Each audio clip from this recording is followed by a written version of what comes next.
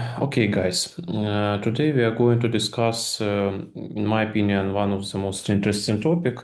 You can mention that every topic is interesting in my interpretation. And today I wanted to explore you and to share with you some ideas about European Union, how it becomes so powerful, and why all this experiment has um, no um, no other replicas at the world. So you know that European Union consists of 27 countries for today. One country was excluded, it's Great Britain, but today it consists of 27 countries from Ireland to Poland and from north to south, from Denmark to Cyprus, even to Cyprus. Maybe it's one of the most southeast point of the European Union. But all stories about creation of the European Union started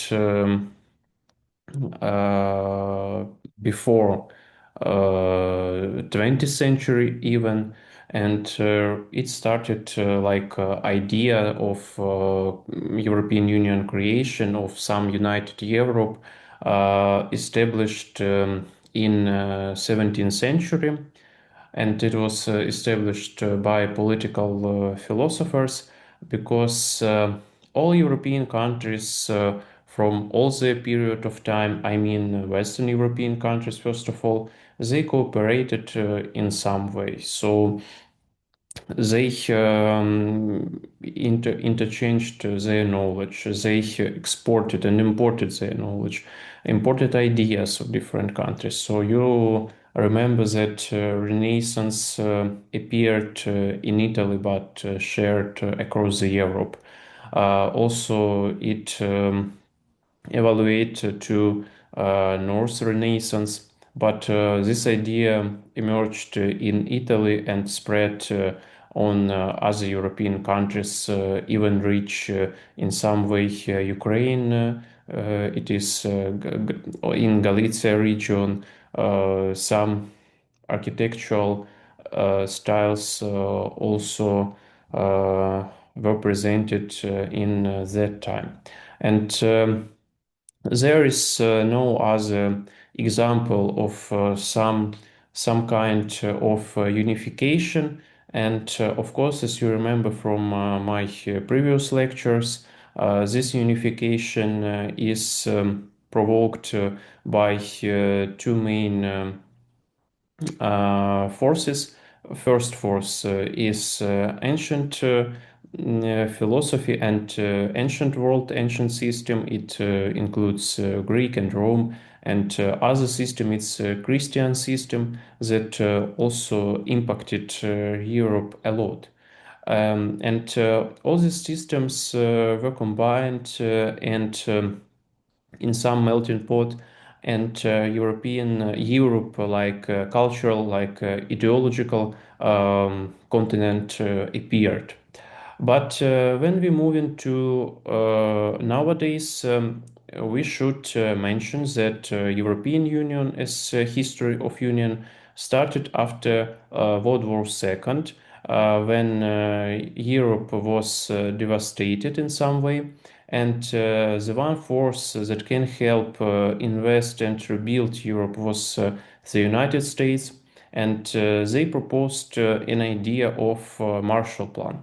It was a catalyzed European economic recovery and mandated interstate coordination. Why do the US started all this investment and assistance? First of all, Europe was attractive and understandable market for American expansion. In that time, America produced some kind, a lot of industries, yes, produced and including cars, including some home items, and so on. And they need some markets for sharing all these purchases. And Europe was one of the biggest market and one of market that is understandable for the United States. So in that time, there was not existed some markets like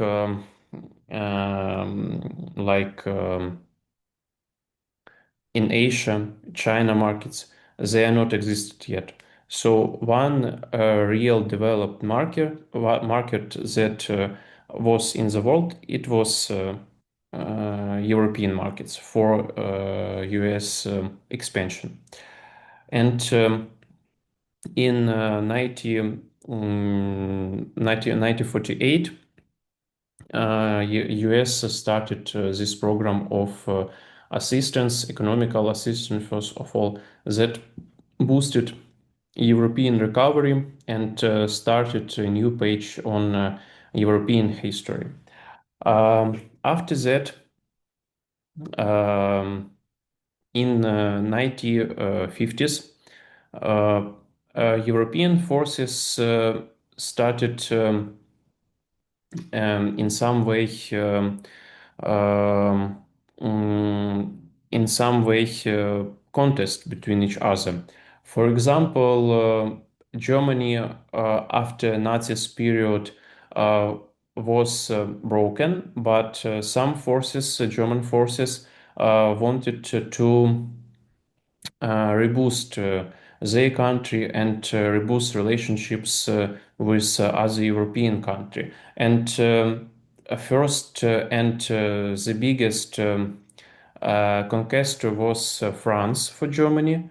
So they decided to cooperate together. Germany decided to cooperate together, but France firstly denied any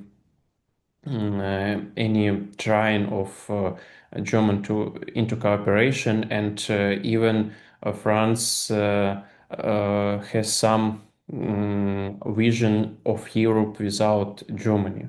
Also, Germany was divided between zone of occupations. Yes, you remember from history. So initially, it was divided into four zone of occupation. It is Soviet Union zone, America zone, France zone, and Britain zone. But uh, coherently, Europeans and Western zones united in one zone, and Soviet zone stayed like Eastern Germany or Democratic Republic of Germany. And all these processes. All these processes impacted on relationships between um one the biggest force in Europe, France, and in 1915 they established so-called Schuman Declaration. This declaration propose was drafted with French visionary Jean Monnet and presented by French foreign uh, French German Foreign Minister Robert Schuman, and it started a new page of European cooperation, and all this cooperation we call now European Coal and Steel Community. Um, yes, sorry, Schuman was French Prime Minister, and Adenauer for that time was German Prime Minister, Chancellor, a German Chancellor who started a new dialogue with Europe. Um, why do this union exist and established? First of all, after the war, Europe feel lack of coal and steel. For for covering all needs of industries that boosted by Marshall Plan. They decided to cooperate between each other and to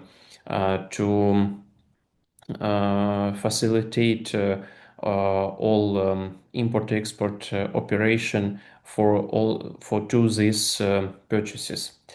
Um, so in France, there were big pull call and some industries of steel were presented in countries of Benelux. Big countries Benelux, I remind you, it's Luxembourg, Belgium, and the Netherlands. And also, it's one of the first countries who started free moving of labor forces. It means that free circling of people around this country. Okay, and firstly, this union were established in by six countries. It's France, West Germany, Italy, Belgium, the Netherlands, and Luxembourg. Um, and this union boosted new European recovery, and then we come to treaties of Rome that also integrated European atomic energy. Also, we know it today like Euratom, and started a new way of European Union development. It's a European Economic Community. It existed, if I remember correctly, it existed even until 21st century. This community, but then it was denunciated. Okay, so it is a very short history of how philosophy of European United started. Also, was the project of United States of Europe. It also was proposed by American establishment, but this idea were denied because a European country wanted to have some area for political independence, and they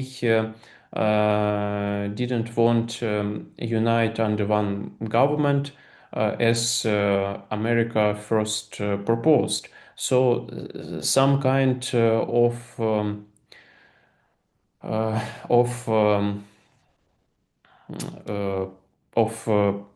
this appearance of this assistance, some kind of compromises was established of union coal and steel. Uh, then then we are moving to enlargement of European Union, and first enlargement started in 1973. It was the United Kingdom, Ireland, and Denmark the countries that joined European Union. Why these countries? And why they didn't join before earlier. First of all, the United Kingdom has their own independent policy that was inspired by Winston Churchill. And this country denied any movement to united in one organism of European Union. So some forces and American forces also proposed to the United Kingdom entering this union, but United Kingdom at the beginning of this movement denied this proposition and continued to develop their own independent policy. Ireland was very poor for this union, and as you remember, Ireland, it's uh, overseas country. that surrounded from all sides by sea. There were no any production, any industries. So this country wasn't in the zone of interest of a new union. But after, in some way, geopolitical in geopolitical core, in 1973 they decided to take Ireland into the Union, but overall it was a really poor country that has any hadn't any industries. But we should remember that today Ireland is a very rich country, and why it happened. First of all, they invited some American industries and some European industries and proposed zero tax zone. So this company were deliberated from tax paying, and in that way they started their new life like a rich country. But before this program that emerged in 1918s, it was a really poor agrarian poor country. But today it's developed enough, and GDP per capita is really high. And Denmark, it's another story. This country was rich, and it even didn't take part in the World War II. So it was not destroyed so much like other European countries, especially Eastern European countries. But they denied any proposition for joining in their own understanding of political development. But in 1973, they accepted entering into European Economic Union, in the European community, first of all. Another big enlargement was 1981 and 1986, so-called Mediterranean enlargement. So they accepted Greece, Spain, and Portugal after their transition from right-wing dictatorships. So you should remember that European countries developed in a different way after World War II. Some of them, like France, Germany, Belgium, the Netherlands, Luxembourg, started a new democratical political way of development. But some countries like Greece, Spain, Portugal started authoritarian development under far right dictatorships that existed in Portugal, in Spain. In Spain, it's a dictatorship of Franco that also limited education in Catalonian language, limited development of Catalonian culture, and denied Catalonian language at some regional level. Uh, Also, why do they accepted Greece? That's really interesting term in European development because Europe overall is Catholic or Protestant continent. But Greece is Orthodox country. But but one feature that played that gave some plus for Greece is that it's former it's the land of former ancient Greece civilization. So it is, as I said at the beginning of our lecture, two forces impacted into Europe. It's ancient story, ancient Greece story, and also ancient Roman story. And second force is Christian development and Christian values culture. So these two forces united and had a huge impact on Europe. So Greece is organical part of this union that it became in 1981. After the post-Cold War, um,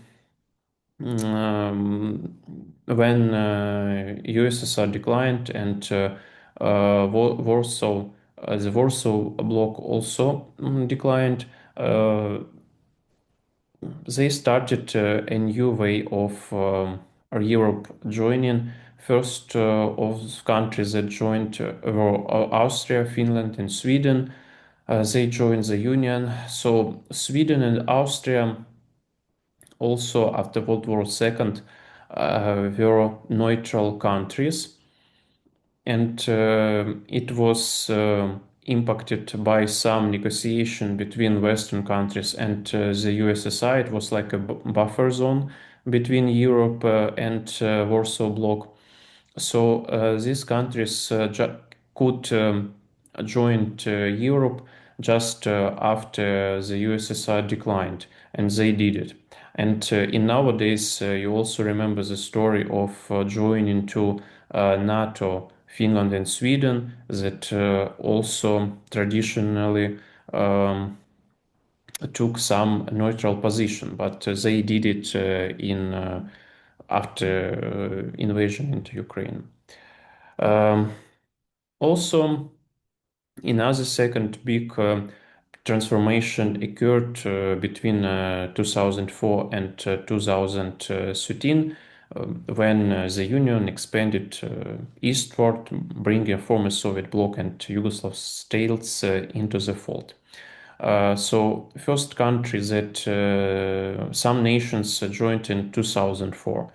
I hope you remember this country. It's Hungary, Poland, um, Lithuania, Latvia, Estonia, Slovenia, Slovakia, who joined European Union, and Czechia, also Czechia, who joined European Union in 2004. Then in 2007, European Union joined by Bulgaria and Romania. And the last country that joined European Union was Croatia. It's a former Yugoslavia, 2013. Um, this process helped reunite a divided continent and create a massive single market. But what's interesting, um, I don't know if you know this name or not, but there is a Czech philosopher who immigrated after events and invasion of the Soviet Union into Czechoslovakia in 1968. Milan Kundera here has written an essay, Kidnapped Europe, in 1918. So, what's the main idea of this essay? The main idea of this essay was to show Western countries that Eastern countries of Europe also is an organic part of Europe. So Europe is not over on Poland border. It's larger. It's over far away on east, and but this idea wasn't understandable into intellectual circle of Europeans, if we are Western Europeans. So Kundera decided to write an essay about this problem. And also, interesting fact, he mentioned in his essay that all these small countries could disappear, all these nations of these small countries could disappear like some 40 million nations. So he, like, you know, he mentioned actually Ukraine. He didn't call it it's Ukraine, but in some way he tried to say that all this small country also would disappear like Ukrainian disappear, but as we can see, we didn't disappear. Okay, and what you also should remember here, I think that I didn't mention into my presentation, but I think it's important to say that European Union is in some way also not just the country is not just joint, but also they can leave it. Uh, First of all, who left European Union was the United Kingdom that did it in 2020.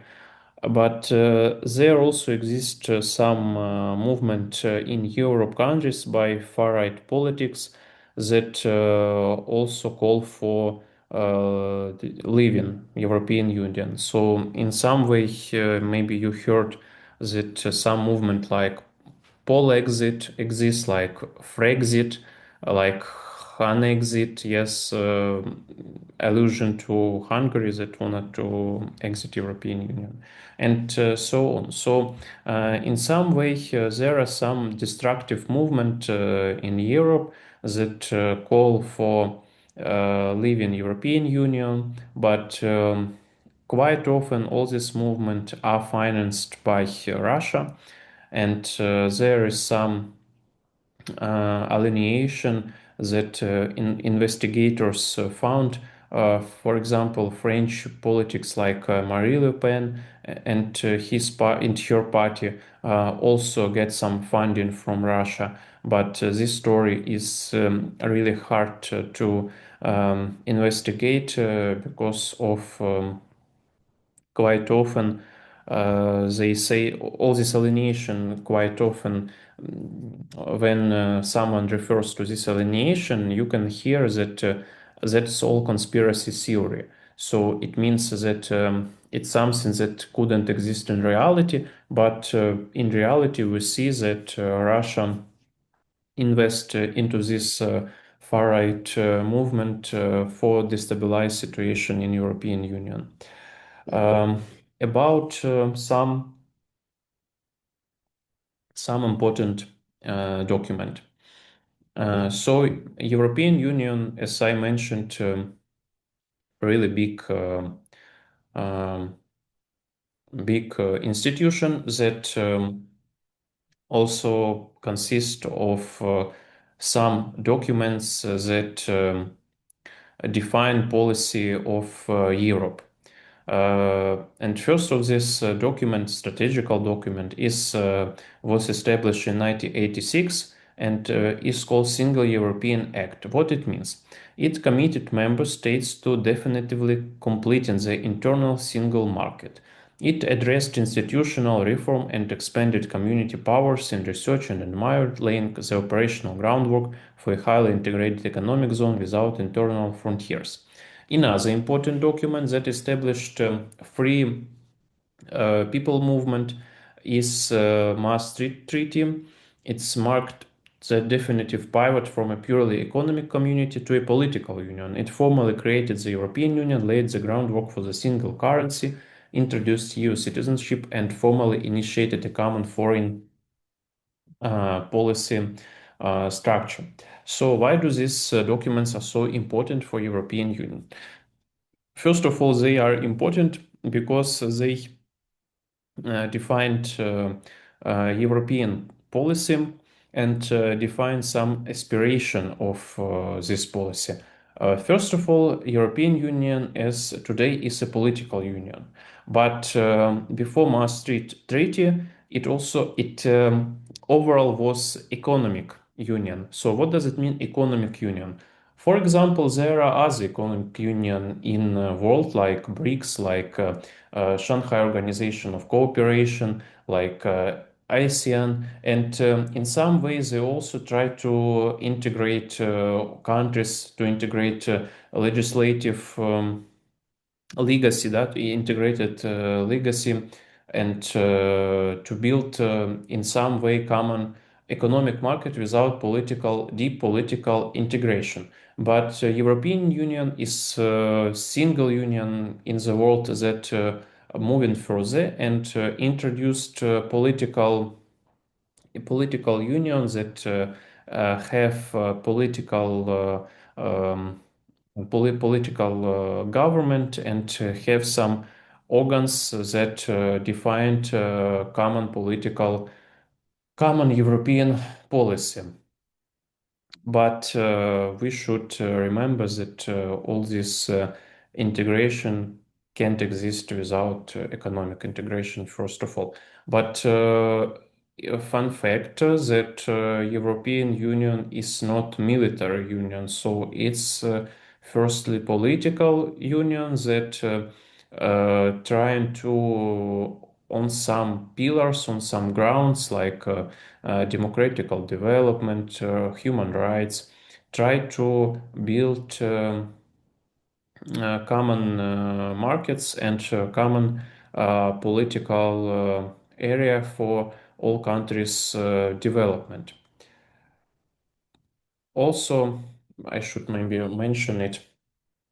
Another important document that define European Union is Schengen Treaty, as you remember, and it also calls for common and free circulation of labor forces. It means that free circulation of people, and also it means that now you can freely work in every European country. Also, Maastricht Treaty defines some creation of euro, European Union currency, but in fact, not all countries joined to common European currency. For example, Denmark officially proclaimed, officially recognized that it can to not join European common currency. Also, Poland not hurry up with that, and Hungary too not hurry up to join and to introduce European currency into their internal economy, so they continue to use their own currency. But from 2026, two countries started officially use euro. It's Bulgaria and Romania, who joined European Union at in uh, sorry, just Bulgaria started. It's a new member of common currency, started to use it from 2026. But from 2026, Romania and Bulgaria joined Schengen zone officially, and now they are part of free people's circulation in Europe. Okay. Um, Also, some framework documents existed for in some kind for development defense policy, but they are weak, and even we can't compare it to NATO's documents and NATO's framework. So it just in some way guides for further developments of military and military cooperation in European Union. Okay. Um,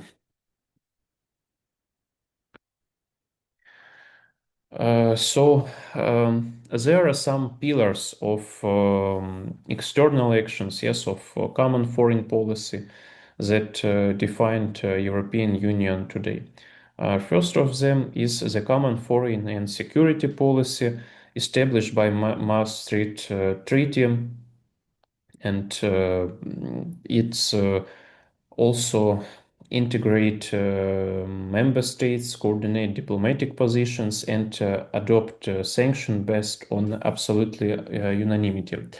Also, we should remember that one of the biggest problem of today's European Union is its position for um, every voice should agree to anything. So if one voice is not accept some document or some common position, uh, it should be declined by European Union. For example, a new joining member of mm,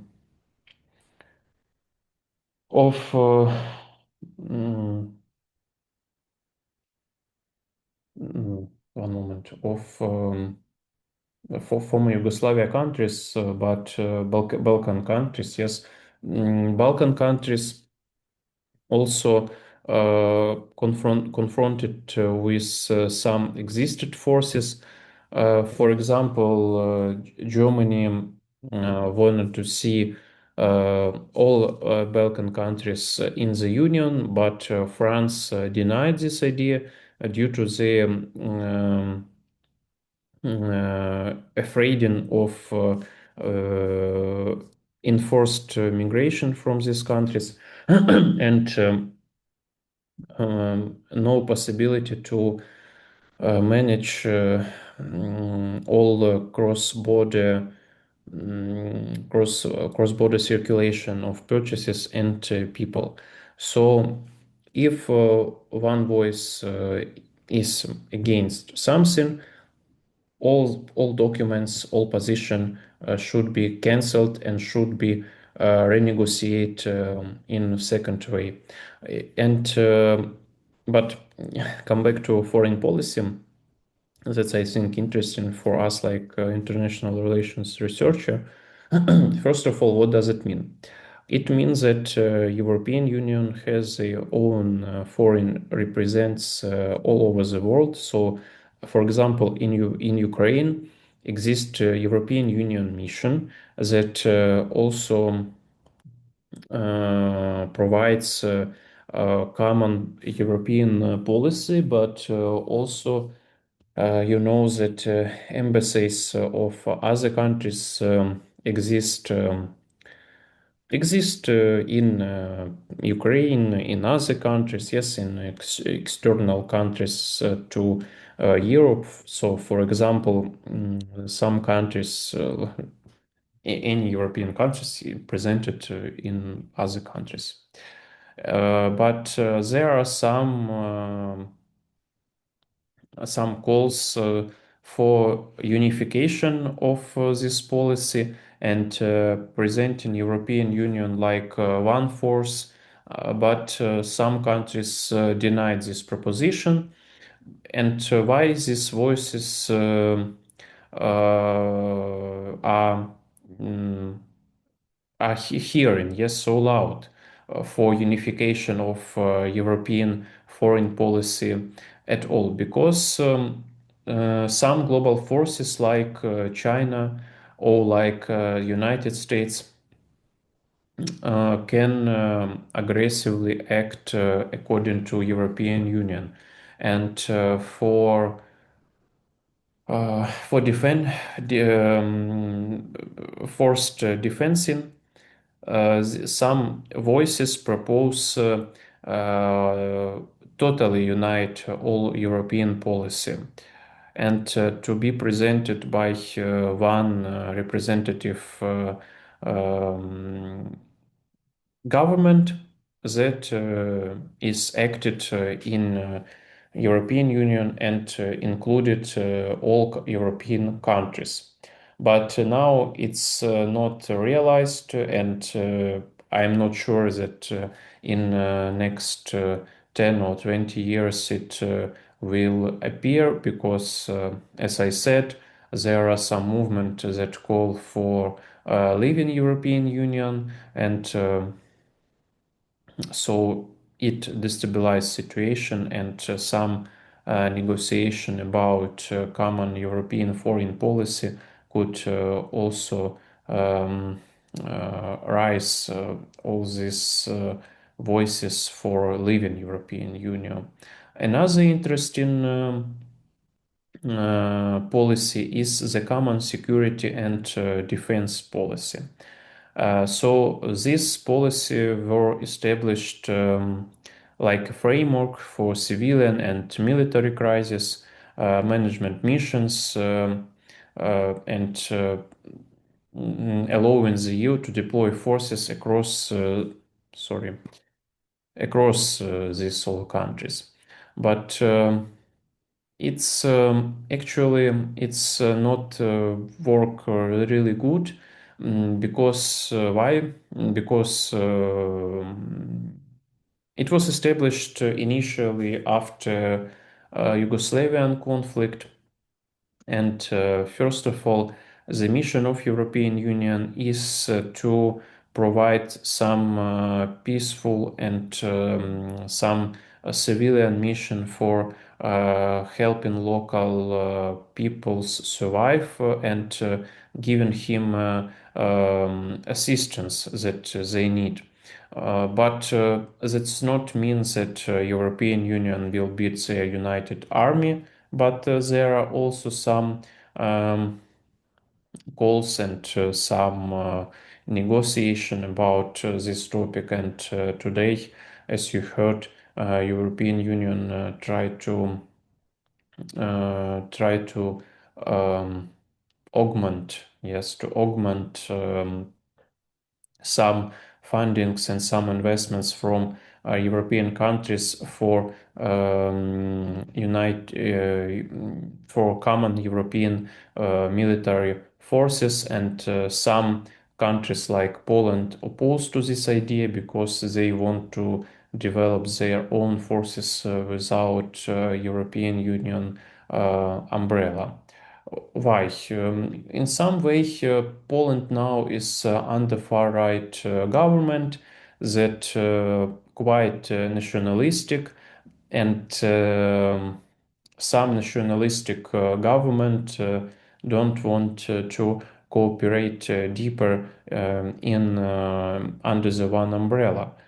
Um, so all these voices are hearing now, and we continue, and they continue and trying in Brussels develop common policy even in the question of military defense, because as you can see is no assurance about NATO defense. And as I hope, as you investigated a new information operation of Russia about Estonia and about Narva People Republic, you will tell me tomorrow about that in I hope more in a deep way, in the deep research as you did it last week. But what we should understand that there is no assurance that European country in some military aggression from Russia and from other enemies will be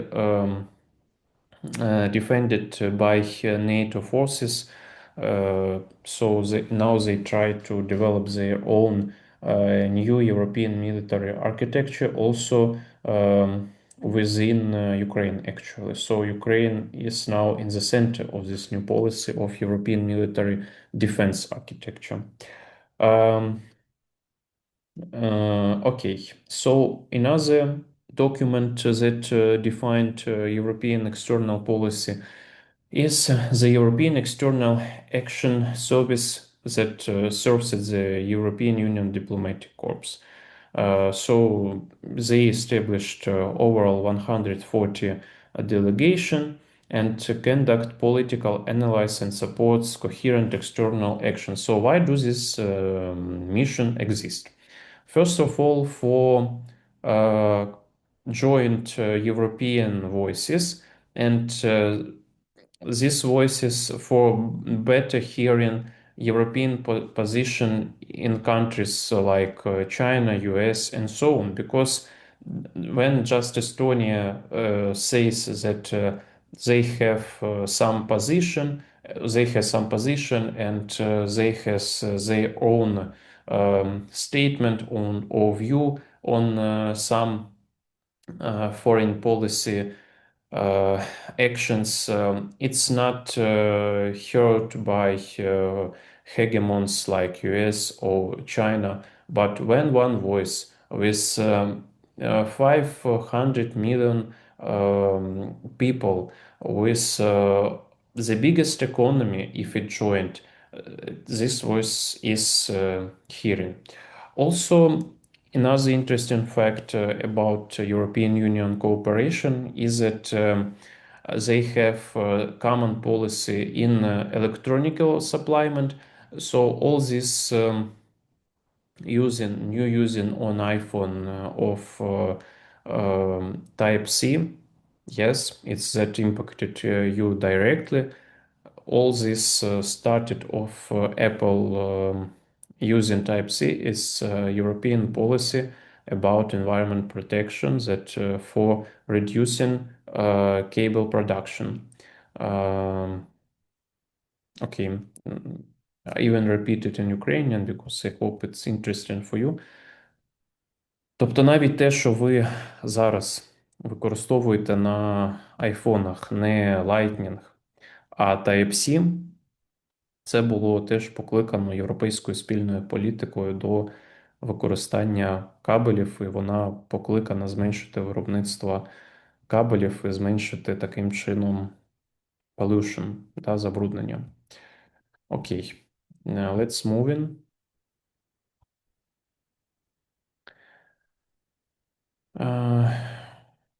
Okay, so according to CSDP, missions of European Union presented worldwide. This mission established since 2003, and their ideas is to share, as I mentioned, share common joint European policy. All these missions started from peacekeeping in Bosnia and counter-piracy in the Horn of Africa because this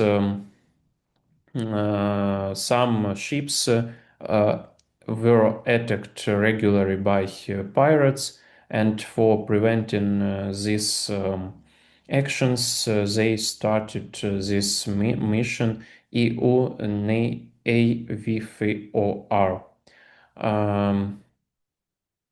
Also, there exist some missions for training Ukrainian army, but also even now from nowadays, Ukraine started to train European forces and European armies. We also should remember that Ukraine is turning from recipients to active, independent force on the world policy and on the European map. Okay, guys, and now I propose to have a break because I tired, my voice is also tired. Okay, so я пропоную зробити перерву на 10 хвилин. Тож, будь ласка, давайте трошки перепочинемо, бо я, якщо чесно, вже. Окей, let's continue our lecture. And so we stopped on the diplomatical and leadership policy and aspiration of European Union. And in that way, we also should mention sorry, Lisbon Treaty that was signed in 2007 and established in 2009. Briefly, why do Lisbon Treaty is so important in European policy? Because it relaunch European Union internal political policy and also established some pillars of external joint policy.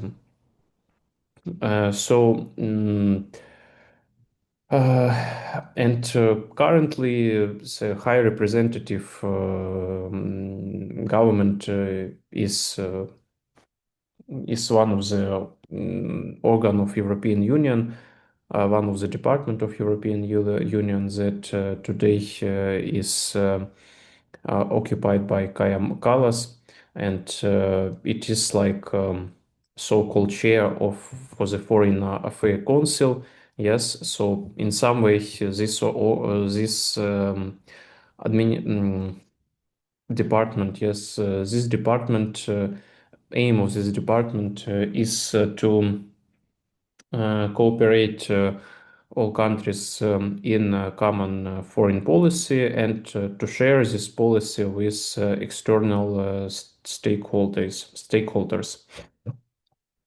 So this department is in some way supranational, yes, so it stays under all nations that included in European Union and intergovernmental, yes.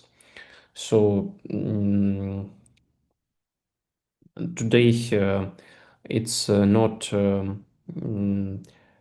it's not changed at all some policy of European country, independent European policy, but yes, but coordinate and try to coordinate all these forces in one voice. So coherence. And what's the difference between horizontal coherence, yes, of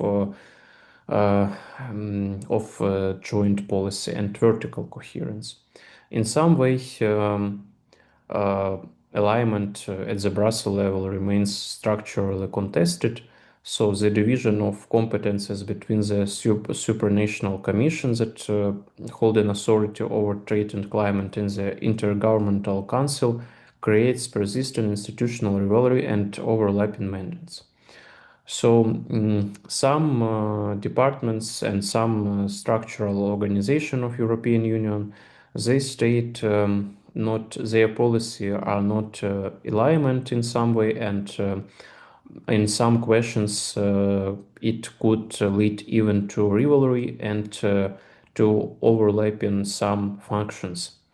But they try to improve it, but it also appears bad today because European Union is a very bureaucratical institution, and to reform it or to reorganize is looks like a big challenge for everyone.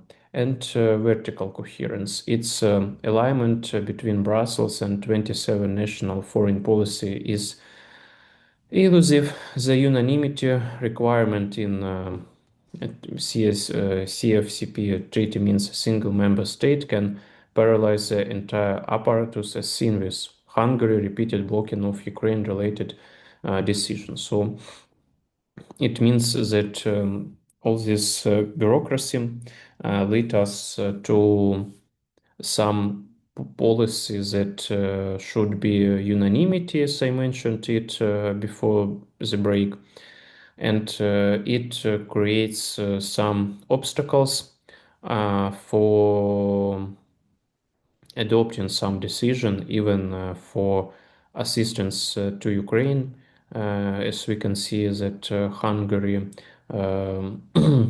block it, but it also creates um,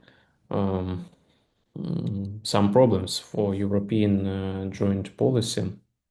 So one voice can block every any questions, and it really creates problems. But let's talk about institutional roles of different countries. There are some institutions that core institutions that define European internal policy and external policy. So first of them is European Council. It composed of heads of states government and sets political direction and strategic boundaries for European policy, like granting Ukraine candidate status. So European Council decide strategic question that impact all European Union and strategically impact all policies that provide European Union. It's not a legislate department, but in some way carries immense political weight. Council of the European Union. So it's the primary legislative body alongside the Parliament, and in its foreign affairs configuration, it adopts this CFSP treaty. Decisions and sanctions regimes always via strict unanimity. So for taking some decisions, this body, yes, this um, uh, branch of European bureaucracy also should be adopted in unanimity. And European Commission, so it's a supranational executive. It proposes legislation, manages the budget, negotiates trade, and increasingly drives the geopolitical agenda in defense industrial policy. So it's three core bodies of European Union. I'll say it one more time. It is European Council that composed of heads of states, government, yes, and define some strategical or framework in agenda of European Union. Council of the European Union, legislated bodies that can adopt some laws and adopt some decision about sanctions regimes, and European Commission that define some rules and some policies of some specific spheres like technical regulation, educational regulation, some budget adoption, and so on and so on. So these three bodies uh, quite often everyone can make a mistake with these bodies because in some way all this organization and structure is very similar, but we should remember that there are strict difference. And I hope, guys, that you will not make some mistake and mixed up these bodies. Okay, so how it works on the core of democracy and diplomacy. So European Parliament, you should remember that there is no here European Parliament, it's another body of European Union. European Parliament is elected by European Union citizens. So it exercises co-legislative authority and scrutinizes foreign policy through resolutions, and it contests power over international agreement. So European Parliament can adopt some laws, and it consists of representatives from all European countries that elected in every countries, and representatives of all European countries are presented in European Parliament. The EEAS, as we mentioned and discussed, it's the diplomatic corps managing global delegations, coordinating crisis responses, and executing the foreign policy strategies decided by the Council. I remind you that European Council is one of the strategical body of European Union, and that just uh, produce frame and some way of working, but all work, yes, all technical work for um, adoption and implementing take European Union Diplomatic Corps or EEAS. Court of Justice, it ensures uniform interpretation of European Union law, crucially shapes the boundaries of European Union external competence in areas from trade agreements to data protection standards. So also this body develop some technical documentation that help provide all this norm and legislative for adoption. And important distinction. So quite often I see the mix up of the Council of Europe and European Parliament or European Union. Yes. So what it means? First of all, the Council of Europe it's not part of European Union. Рада Європи, не частина Євросоюзу. Запам'ятайте це. So what does it mean? It means that first of all, it was founded in 1949, and today this organ consists of 46 member states, including non-European Union nations. So member of the Council of Europe also is Ukraine. Before 2022, Russia. Also part of Council of Europe are Azerbaijan, Georgia, and other Balkan countries, for example. Yes, Caucasian countries, Balkan countries, Turkey also is part of Council of Europe. But for example, Belarus is not part of this council because they have mortal punishment, and uh, it one of the core core and mandatory to implement it's to deny deny mortal punishment or this penalty. Yes, this penalty is right term for this. Another important missions and bodies that also not part of European Union is the OSCE, that Organization for Security and Cooperation. It was established in 1975 by Helsinki Final Act, and purpose of this body is to regulate some security issues like to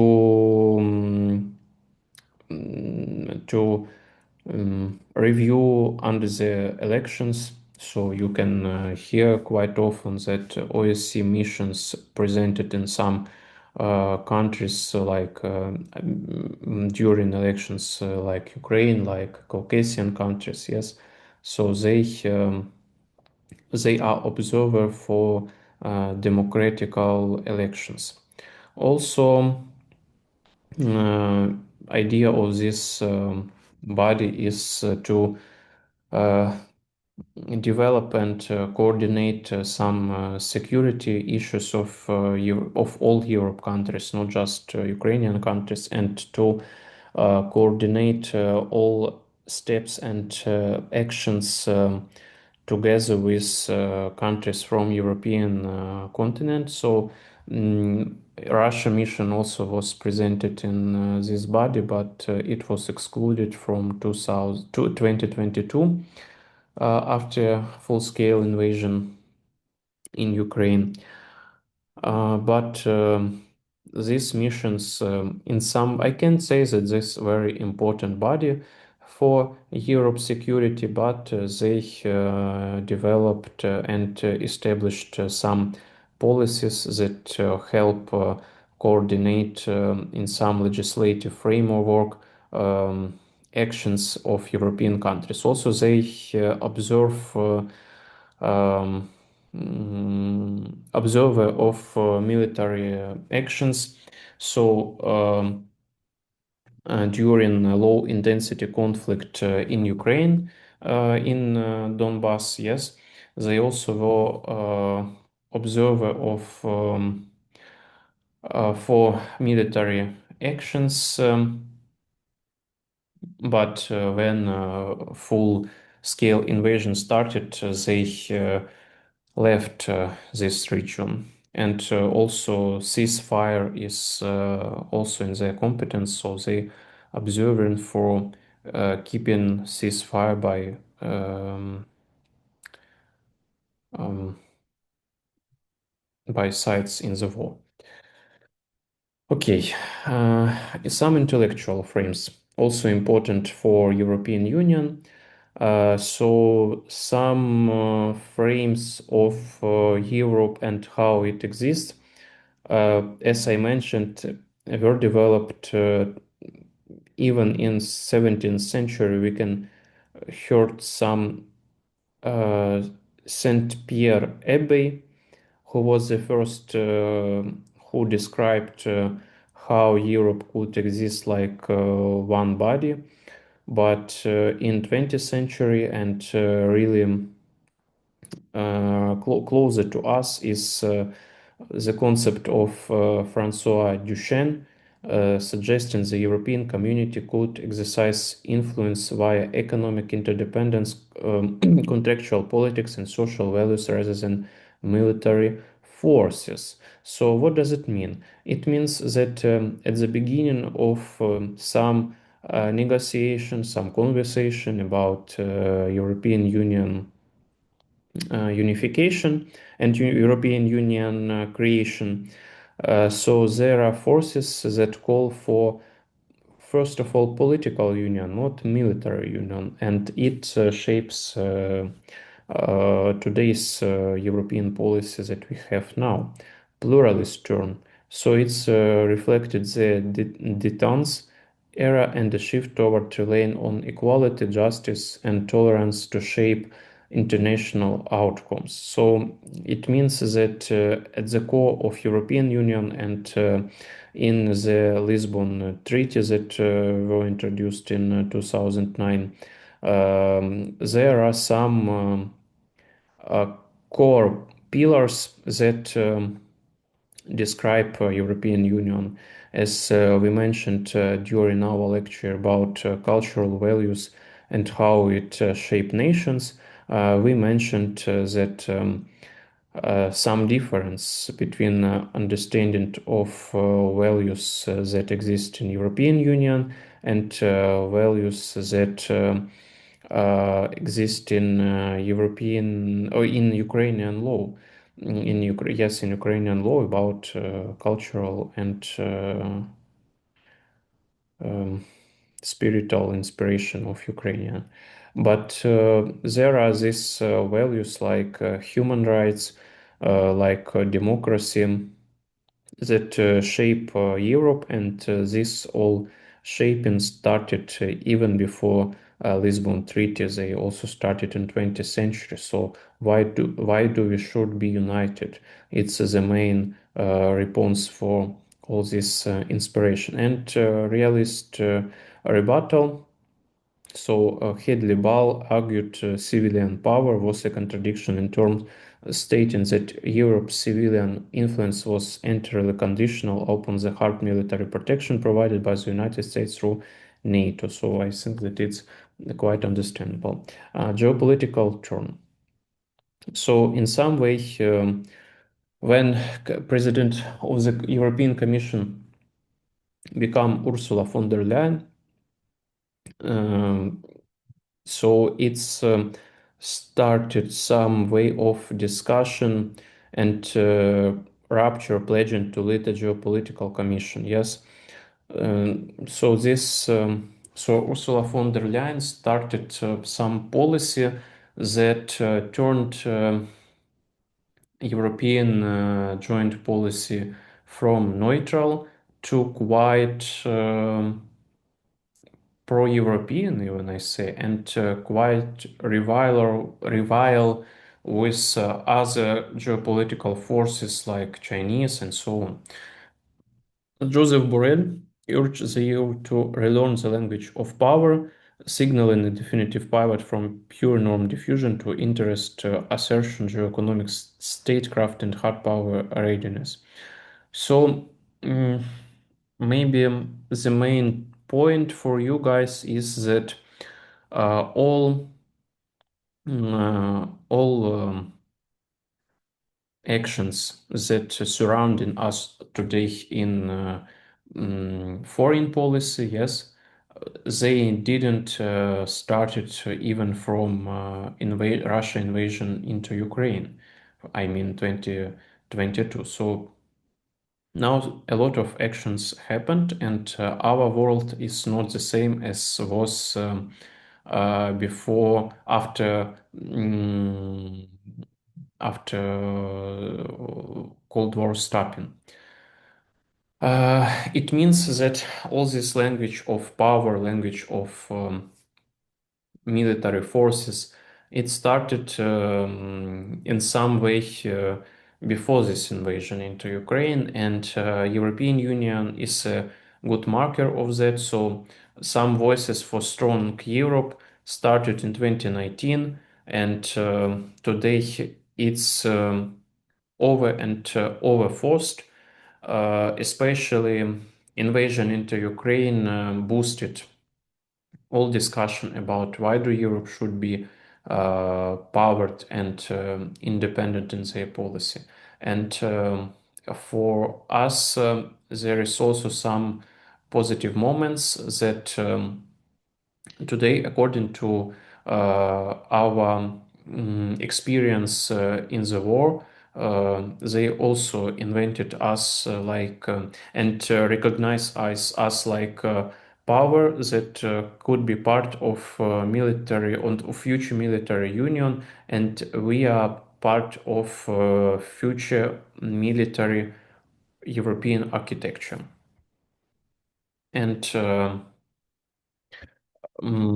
some strategic compass that defined European Union after 2022. It's a rapid deployment. Um,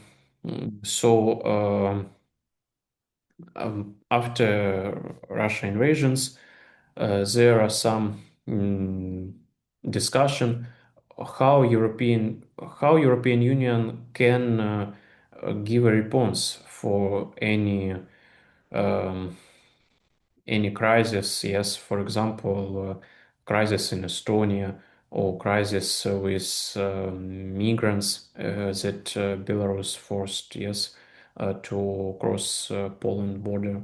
So how they can response for it. And they started the program of rapid deployment that should help immediately um, deploy troops for crisis response. Cyber resilience, it's a very huge topic, and I can say a lot about cyber resilience and how it implemented in European Union, but we have not so much time. I will say you shortly. Um, all discussion about cyber resilience started in Europe and NATO after 2007, when Russia attacked mm, Estonian political bodies and governments, and uh, it provoked some interruption of Estonian government because it's rely on cyber governments a lot and e-government so-called. So it interrupted all this electronic government for 20 days. And after this action and after this after all this after this attack, Europe and NATO started to talk seriously about cyber resilience. And today, Europe, European Union has one of the strongest um, framework of cyber resilience and cyber cooperation. So they started CERT organs that cooperate all attacks, cyber attacks on Europe and coordinate response. Also, they implemented and adopted some cyber resilience documents that shape European policy in regards to these questions. So we should understand that today European cyber policy is one of the strongest policy in world, I think, and because a lot depends on this area. If you interrupt the internet even for several days, it could lead to economical interruptions, also to some aviation interruptions. So it's not good for our life, I think. And also industrial defense. It's a quite new turn in European policy because before all this cooperation and global trade that existed before COVID, it was very integrated one world market that existed, and today it's started to break. So before COVID, there were no questions where to produce some materials, some purchases, some industries.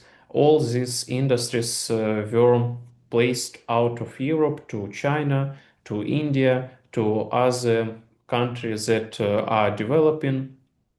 But today, Europe started a return of all industry to the continent. Why? Because of security. Uh, it's We can talk a lot about some values, some developing of information products, but without industries we can't produce it. And today, for lots countries, industry is a crucial fact for their defense and independence. Okay, guys, there are not so much time that left. I think that we can stop our class for today. So I will attach this presentation on PNAS, and you can see what we have missed. I think that the most important part of this presentation also is Eastern Partnership because it impacted Ukraine directly. So also say you before our ending that Eastern Partnership started for Ukrainian asking for that. So after first revolution, Orange Revolution, there was a big question how to reorganize all this cooperation with Ukraine because all our aspiration was to join European Union, but they didn't want to see us as part of this union. So they found some compromise. It's to launch Eastern Partnership and also join to this partnership countries like Armenia, Azerbaijan, Belarus, Georgia, Moldova. Not say that it's just doing for Ukrainian, but okay, for today, I think that it's over.